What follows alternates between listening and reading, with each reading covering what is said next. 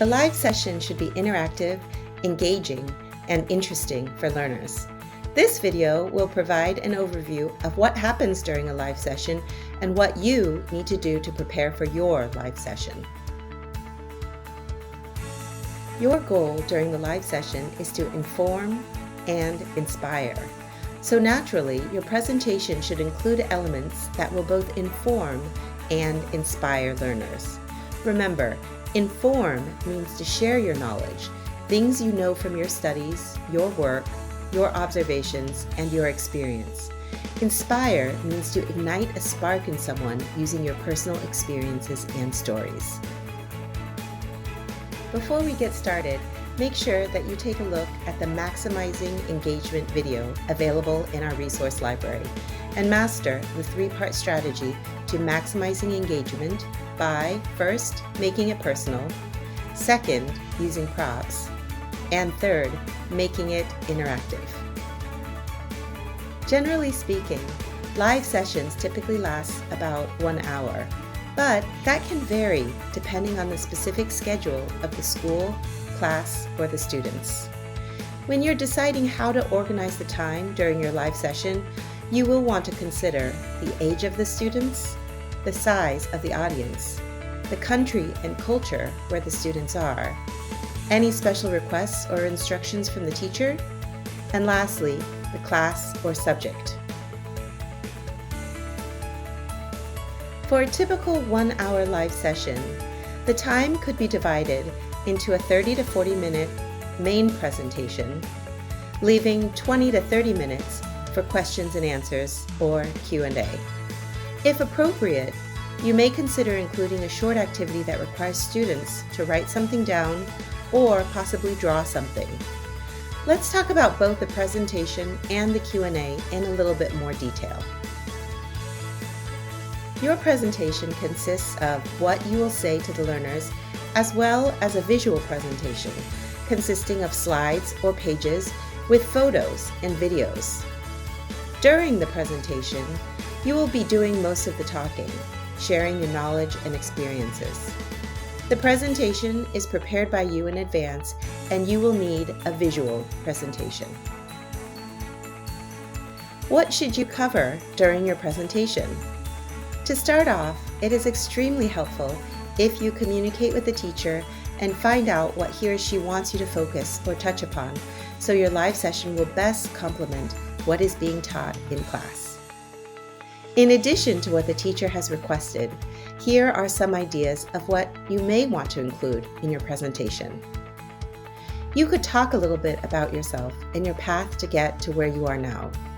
If relevant, you can explain the mission for your organization and why it's so important to you. Students are always curious to know what makes experts passionate about your work. You could give a general introduction to your area of expertise. Alternatively, you could dive deep into 3 to 5 specific areas or examples to focus on. Remember, don't overwhelm your audience by trying to cram too much information into your presentation. It's better to focus on a few areas that you can go deeper on. If you are trying to show changes over time, you might consider making a visual timeline of events. Learners always love to hear personal stories, observations, and opinions from experts. This makes the presentation infinitely more memorable. You don't want to just offer information easily available on the internet. You want to offer a deeper understanding of the topic, seen through your eyes. End the session with a last thought or a last action. For example, ask the students to think about how they could relate what you have taught them to their own lives or communities. Ask students to share something they have learned today with a friend or a family member. Here are some tips for when you are preparing the visual presentation. A visual presentation should provide the audience with a visual and possibly audio reinforcement of what you are saying. It's also helpful as a visual prompt to remind you of what you planned to talk about. The visual presentation can be created on software or apps like Microsoft PowerPoint, Google Slides, Canva, or many other free alternatives. Your visual presentation should include lots of photos. Ideally, the photos are taken by you, and some may have you in them while you are doing your job. Try to include a few short videos, 10 seconds or less. Ideally, some of them have you in them. Use limited text. Too much writing is only a distraction from what you are saying. Only include text for keywords, labels, special vocabulary, proper nouns, and that kind of thing. After the presentation, make sure you reserve enough time for the questions and answers. The Q&A is when learners have a chance to ask you questions that fall within your area of expertise. They may or may not be directly related to your presentation.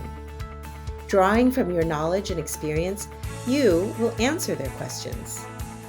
So many learners have told us that this is their favorite part of the live session because they can finally get their questions, things they have been curious about, wondered about, questions that have been stewing in their minds, finally answered, and by a real expert.